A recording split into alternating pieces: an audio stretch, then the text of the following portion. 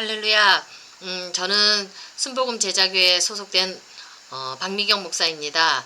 지금 알레데이아라는 채널 속에서 오우석 목사와 더불어 함께 말씀 사역을 진행하고 있는데, 화요일, 수요일은 우리 오우석 목사님께서 진행하시고, 저는 이제 목요일, 금요일 10분 만나라는 제목으로 하나님의 말씀을 나누기를 원합니다. 제가 이제 성경 공부하는 시간들이거든요. 제가 처음 이렇게 선택한 책은 성서는 바로 로마서입니다. 이제 교리서이기 때문에 율법이 많이 나오기 때문에 우리 성도님들이 처음 보시기에 좀 딱딱하고 부담스러운 책일 거예요. 저도 마찬가지거든요. 로마서를 이렇게 처음 들어가면 조금 알게 모르게 이렇게 부담이 조금 있어요. 딱딱한 책이라서. 근데 제가 최근에 이 로마서를 읽으면서 그 율법 밑에 흐르는 하나님의 깊은 사랑을 만났기 때문에 그 은혜를 함께 나누길 원해서 이 첫 시간 시작하는 게 저로서도 이 로마서가 조금은 많이 부담스럽지만 그 은혜를 함께 나누길 원해서 제가 이렇게 로마서를 택했습니다. 어떤 속도로 진행을 해 나가느냐면요. 이제 한 주에 한 장씩 나가기를 저는 원하거든요. 그러니까 목요일 날은 한 장의 상반절 부분하고 그 다음에 금요일 날은 하반절 부분 이렇게 해서 한 장씩 이렇게 일주일에 한 장씩 나가는 그런 진행 속도로 해 나가길 원하는데, 그냥 은혜 되는 대로 어떤 때는 뭐 한 구절 말씀에 은혜가 꽂히면 또 열심히 그 부분을 또 저희들 분석하면서 막 딱 이렇게 말씀을 파고들 수도 있으니까 어떤 그 구제에 이렇게 매이지 않고 자연스럽게 흘러가는 대로 한번 진행해 보도록 하겠습니다.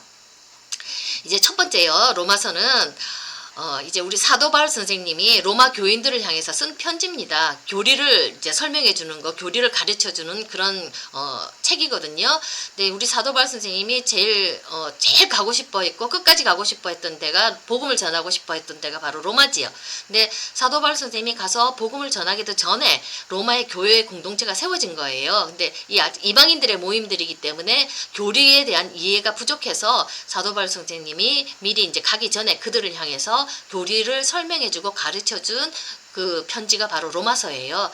근데 이 로마서를 보면 사도 바울 선생님이 딱 첫 장 1장 1절에 어떤 말씀을 먼저 딱 하냐면, 편지니까 인사부터 해야 되잖아요. 근데 인사보다도 먼저 나는 어떤 사람이야, 나는 이러이러한 사람이야, 자기 자신에 대한 소개부터 먼저 강하게 들어가면서 교리를 설명하기 시작하거든요. 근데 이 자기 자신을 설명하는 이 구절이 제가 이렇게 가만히 들여다보니까 너무너무 은혜가 되는 거예요. 뭐냐면 사도 바울 선생님은 정말 만만치 않은 그런 복음 전하는 데 있어서 만만치 않은 위기 상황들이 있었습니다.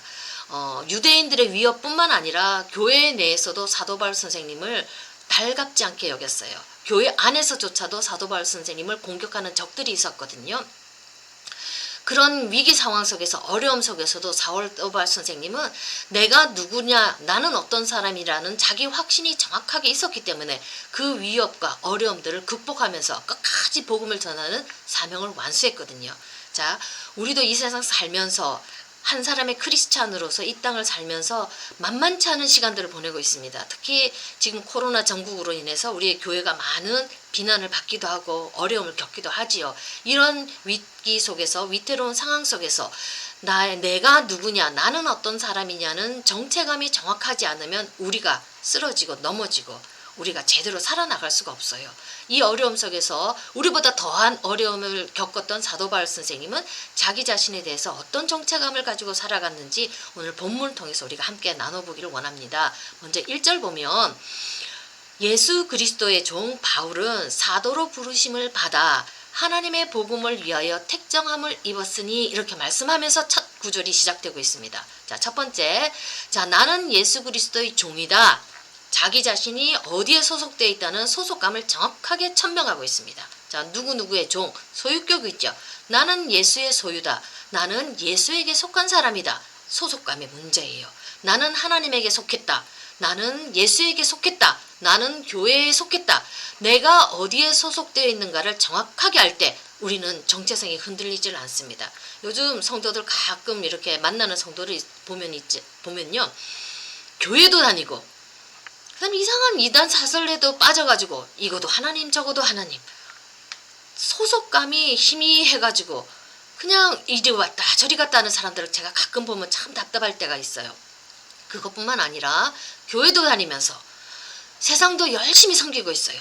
한 발은 교회에, 한 발은 세상에 속해 있어요. 내가 어디에 소속되어 있는지를 모르겠어요. 그러면서 그냥 흘러가는 대로, 세상이 흘러가는 대로, 교회에 오면 교회가 흘러가는 대로, 교회에 와서도 이런 사람들은 자기 소속감이 없기 때문에 교회에서 열심히 하나님을 섬기는 일에 헌신하지도 않습니다. 자, 이런 사람들은 그러면 이런 어디에 소속됐는지 정확하게 알지도 못하니까 어려움이 올 때, 불시험이 올 때 떨어져 나가지요. 교회가 위기에 처했을 때, 삶의 위기에 처했을 때 그냥 손 놓고 나가버리는 겁니다. 위험을 견딜 만한 힘들이 없는 겁니다. 자, 내가 하나님께 속했고 나는 예수 그리스도에게 속했다는 나의 소속감이 정확하게 있을 때 우리는 세상에서 다가오는 어떤 위협 속에서도 이겨나갈 수가 있고 내 신앙을 지키면서 나갈 수가 있는 겁니다. 근데 여기서 사도 바울 선생님은 나는 예수에게 속한 하나님의 종이다는 것을 자기 자신의 소속감을 정확하게 천명하고 있습니다. 자, 두 번째.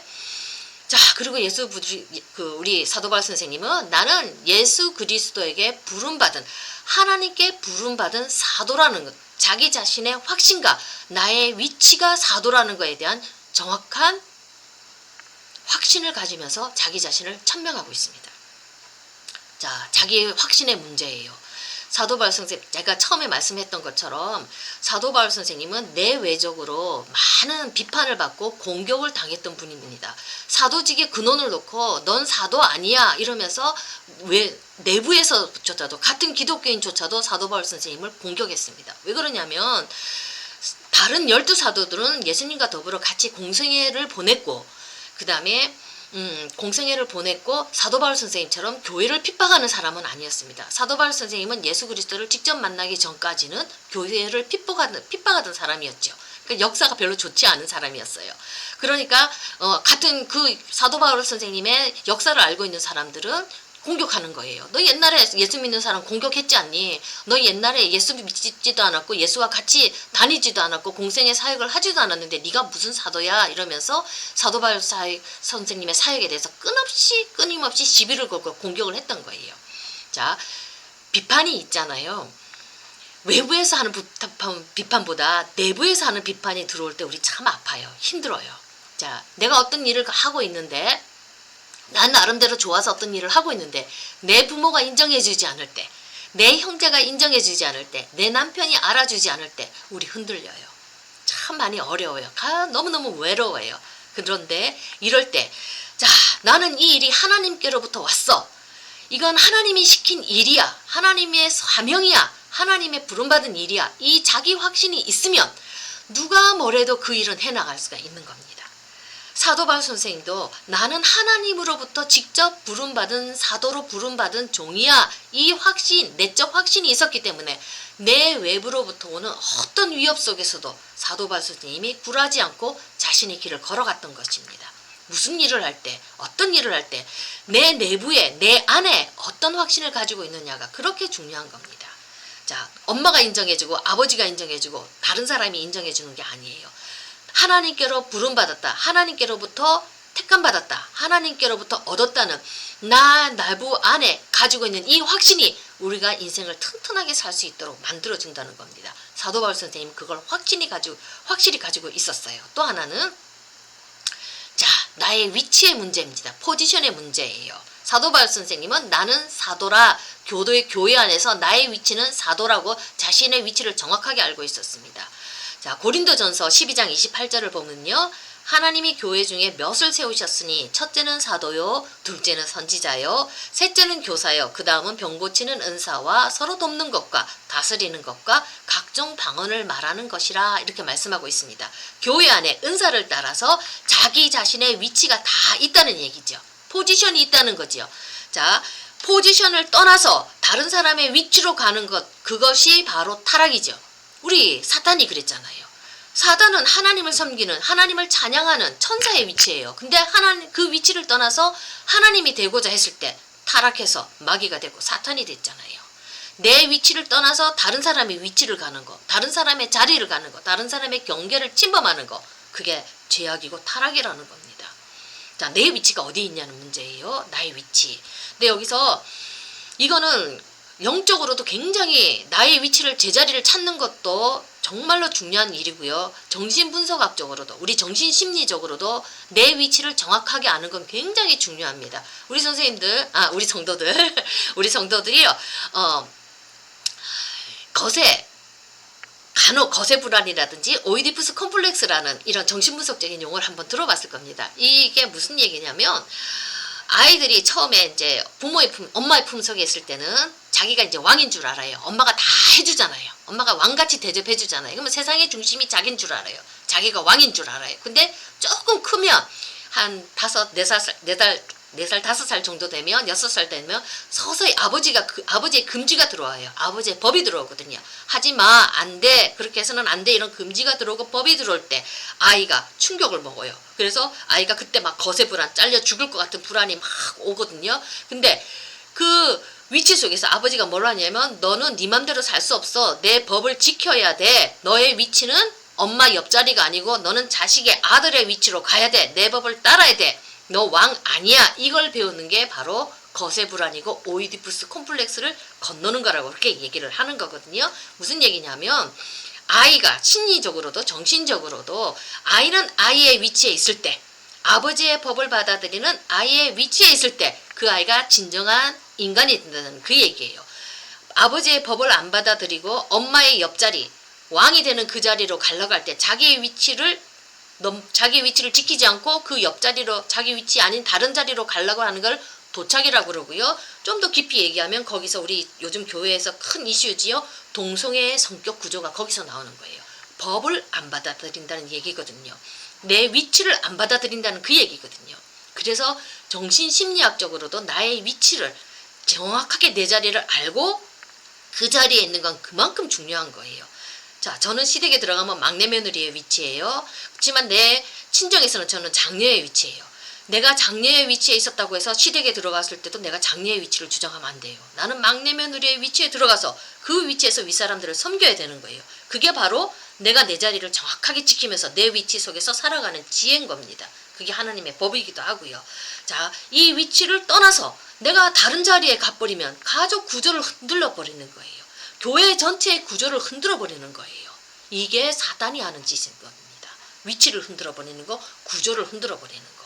근데 사도 바울 선생님은 어떻게 얘기하고 있어요? 나는 사도의 위치에서 하나님을 섬긴다. 자, 우리 성도님들도 나는 교회에서 어떤 위치에서 하나님을 섬기는가? 교사의 위치로서 하나님을 섬기는가? 그 다음에 목사의 위치로서 하나님을 섬기는가? 그 다음에 사모의 위치로서 하나님을 섬기는가? 교회에서도 나의 위치에서 내 위치에서 정확하게 섬기는 거 그것도 중요하고요. 한 가정에서 내 위치를 정확하게 잡는 것도 중요하고 사회에 나가서도 내 위치에서 내가 살아나가는 거, 내 자리를 지키는 거 아주 중요한 겁니다. 그래서 이 사도 바울 선생님을 통해서 말씀을 통해서 우리가 알 수 있는 거는 사도 바울 선생님은 자기의 위치도 알 뿐더러 나는 하나님으로부터 부름받아서 이 일을 한다는 자기 확신도 가지고 있었기 때문에 흔들림 없이 자기 사명의 길을 갈 수가 있었던 겁니다. 자, 마지막에 우리 사도 바울 선생님은 무엇을 위하여 내가 택함을 받았는가? 나는 무엇을 위해서 살아갈 것인가? 자기 자신의 사명에 대해서 정확하게 알고 계셨다는 겁니다. 뭐예요? 복음을 위해 사는 게 나는 사명이다. 이렇게.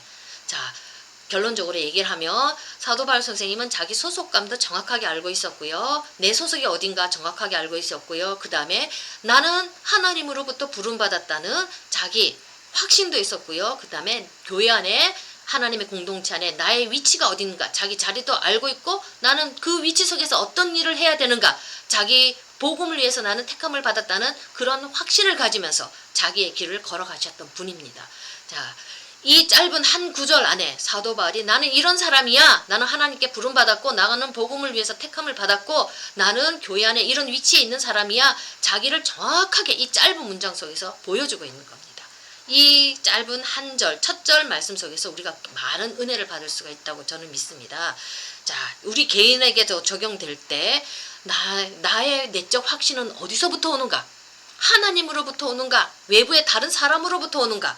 내 삶에 대해서 내가 가지고 있는 확신이 어디에서 오는가 우리 한번 찾아봐야 되고요. 그 다음에 내가 교회에서 집에서 사회에서 나의 위치 나의 자리가 어디 있는가 내가 지금 내 자리를 정확하게 지키면서 내 사명의 길을 걸어가고 있는가 어렵고 힘들다 하더라도 그거 붙들고 나는 지금 가고 있는가, 흔들리고 있는가, 우리가 다시 한 번 더 이 말씀을 보면서 내 자신을 살펴봐야 될 줄로 믿습니다. 우리 오늘 사도바울 선생님 말씀을 통하여서 함께 은혜를 나누었고요. 오늘은 여기까지 하고요. 내일은 1장 하반절로 선생님 제가 정신분석 강의도 하니까 자꾸 이렇게 선생님 얘기가 나와요. 익숙하지가 않아서 다음부터 성도라는 얘기 정확하게 하겠습니다. 우리 성도들과 더불어 은혜 나누도록 하겠습니다. 들어주셔서 감사하고 내일 또 뵙도록 하겠습니다. 감사합니다.